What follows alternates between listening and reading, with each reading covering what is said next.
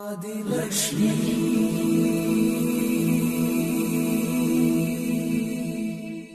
श्री धनलक्ष्मी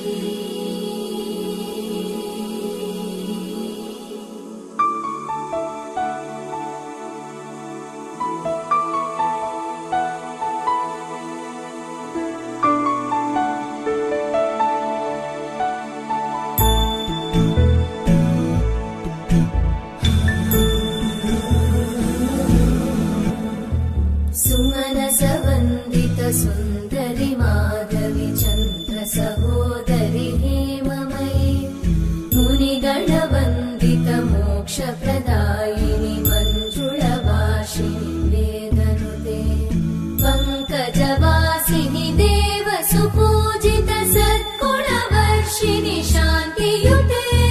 जय जय हे मधुसूदन कामिनि आदिलक्ष्मि जय पालय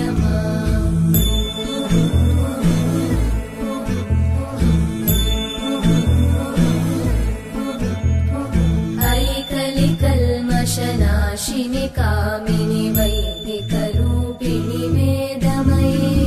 क्षीरसमुद्भव मङ्गलरूपिणि मन्त्रनिवासिनि मन्त्रनुते मङ्गलदायिनि अम्बुजवासिनि देवगणाश्रितपादयुते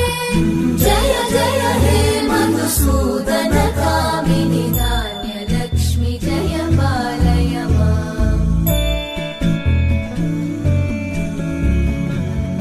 वरवर्णिनि वैष्णवि भार्गवि मन्त्रस्वरूपिणि मन्त्रमये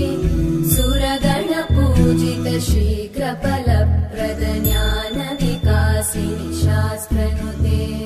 भवभयहारिणि पापविमोचनि साधुजनाश्रितपादयुते जय जय हे मधुसूदन कामिनि धैर्यलक्ष्मि जय पालय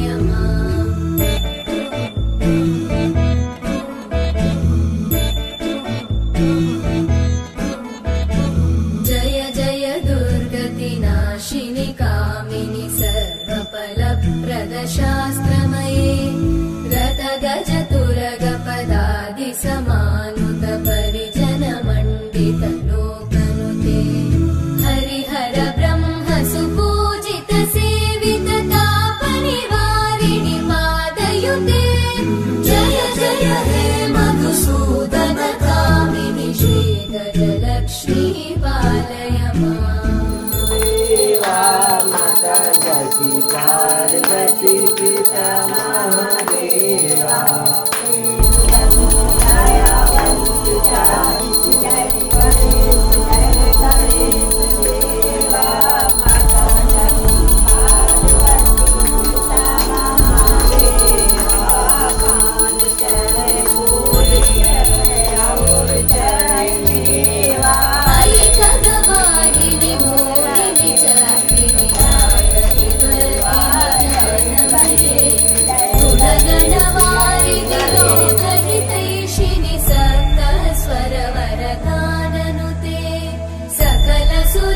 सुरदेव मुनीश्वर मानव वन्दित पादयुते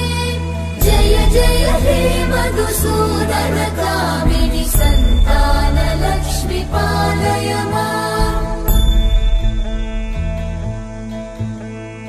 जय कमलासनि सद्गतिदायिनि ज्ञानविकासिनि गानमये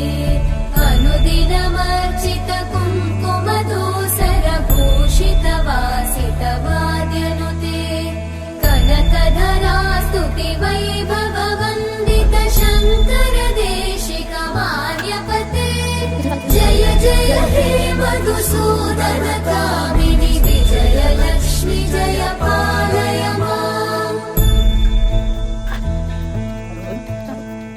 प्रणत सुरेश्वरि भारति भार्गवि शोकविनाशिनि रत्नमये मणिमय भूषित कर्णविभूषण शान्ति समावृत हास्यमुखे नवनिधिदायिनि कलिमलहारिणि काम्यफलप्रद भारतयुते जय जय हे मधुसूदन कामिनि विद्या लक्ष्मी पालय माम्